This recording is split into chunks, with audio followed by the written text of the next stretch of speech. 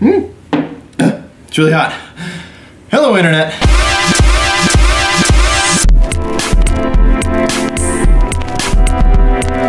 What's up, guys? I got some cool stuff to talk about today. Let's just get into it. First off, in my little coffee segment of the last video that I made, my friend Jeff mentioned that I didn't wet the filter. What that is basically you get some warm water and you pour it on the coffee filter before you put any coffee on top of it. And the theory behind that is it kind of washes out the papery taste, and if you make the coffee without wetting the filter, then it's going to taste a little bit like paper. For a while, that was definitely the case. With like the Chemexes or the V60 pour overs, for a while, you had these brown paper coffee filters, and it definitely did taste like paper if you didn't wash them out first. But now they bleach the filters, and honestly, I've done blind taste tests on multiple occasions, and I cannot taste any paper one way or the other. So I just skip a step that I feel like is a little bit superfluous. If you taste the paper, that's great. Maybe you're better at that than me. Maybe I've just tasted it so much that I don't even taste it anymore. I don't know. But that's just my way of doing it. If you would prefer to do it a different way, do it. Another thing I wanted to hit on was the fact that, I mentioned, do I talk about politics? Do I not talk about politics? And the answer was a resounding so, hey, guess what? No politics. Let's keep it light. We have enough politics on Facebook that's cluttering our minds and making us stressed out. I don't want to be that person. So I'm not gonna be that person. By the way, this coffee mug that I have, it doesn't have any logos on it or anything, but I bought it at Reverie Coffee Roasters in Wichita, Kansas. It's a great little shop. For a while when I was doing location audio, I was traveling to Wichita probably once every 2 weeks for shoots, and so I got to be acquainted with that coffee shop pretty well and some of the people that lived in that area. It is awesome. For sure, if you are in the Wichita area, please go see that coffee shop because it's great. They have this thing where they make their own cold brew, and then they put it in a milk pitcher and they steam the cold brew and pour that into a coffee cup. So it's literally coffee that was made cold and then steamed to be hot. It's really interesting. Just go there and see it for yourself if you're in that area. Here's something interesting that my friend Josh Henderson brought up in the last video. And in the interest of talking about a couple of subjects that might be inspirational but more serious, Josh said, I would love to hear you talk about looking through people's flaws and biases to just treat them like valuable and beautiful humans. This is definitely one of the more difficult things in life, for sure, but I think there is a trick to it. And that trick is the fact that literally everyone is shaped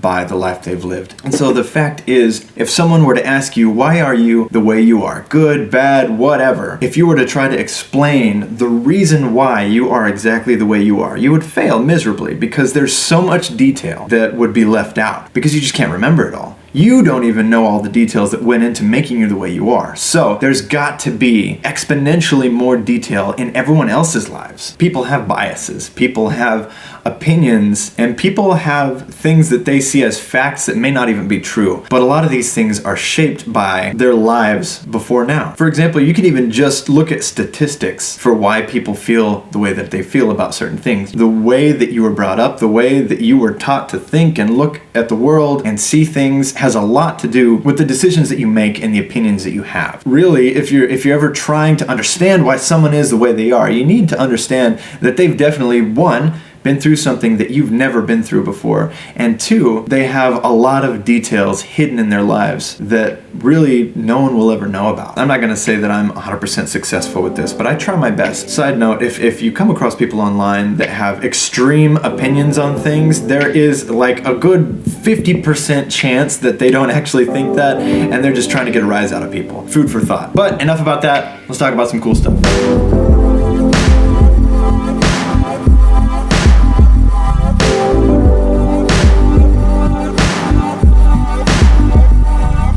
And the first cool thing I want to talk about today is these shark slippers. I don't really know where we got them, so I can't post a link, so it doesn't really count. Second thing I want to talk about is this awesome YouTube video, and it's called 9 Mistakes That Kill Your Charisma. This is a pretty cool video. It's pretty self-explanatory. I enjoyed watching it, and it involves a few things that I am actively working on when I'm in public situations. It's great whenever you need a specific list of things to pay attention to when you're around other people and you suffer from a little bit of social anxiety like some people.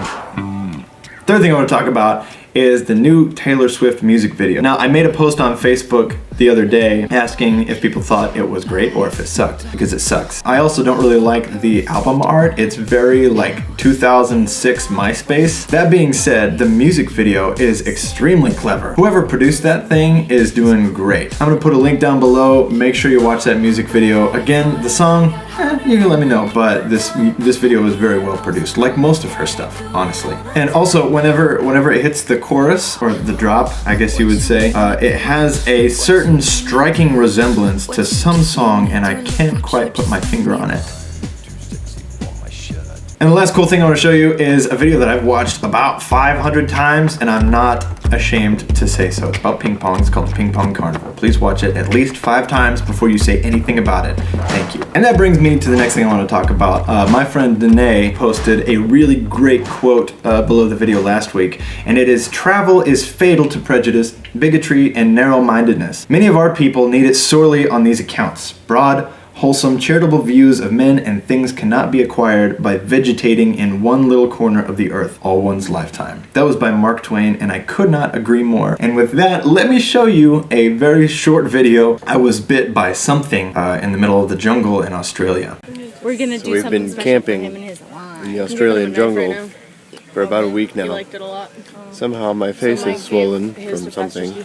I have a rash on the back of my ear, and something's up with my arm. What do you think? Other than that, I've come out relatively unharmed. Everything was fine. Some people gave me some hydrocortisone and then a lot of Benadryl, and I slept for about 12 hours. I think what it was a tree or some kind of plant that was poisonous that hit me in the face. Either way, it hurt a lot and it was pretty rough. You think of Australia and you think, well, there's all these things that are so dangerous, and then you're like, well, that's probably just like a myth or like this weird stereotype of Australia. It's not a stereotype, it's true. Everything there wants to kill you. And last but not least, people told me they wanted more of Cooper Holm, so whatever, here's a picture. Thanks for watching this video. Make sure you comment below. What do you want to talk about? What do you think about what I said? Do you agree? Do you disagree? Do you have more ideas in your head that you want to talk about? Do you want me to disagree with you? Do you want to fight? I don't know. I don't care. Don't forget to leave a comment right there or right there. Go ahead and check out my last video right there if you haven't already, and subscribe to my YouTube channel, which would be right there. And if you're not on YouTube right now, I included a link to my YouTube channel below, and you'll be able to see all those fancy buttons that just happened. And if you do all that kind of stuff, I will see you next week. Thanks, Internet.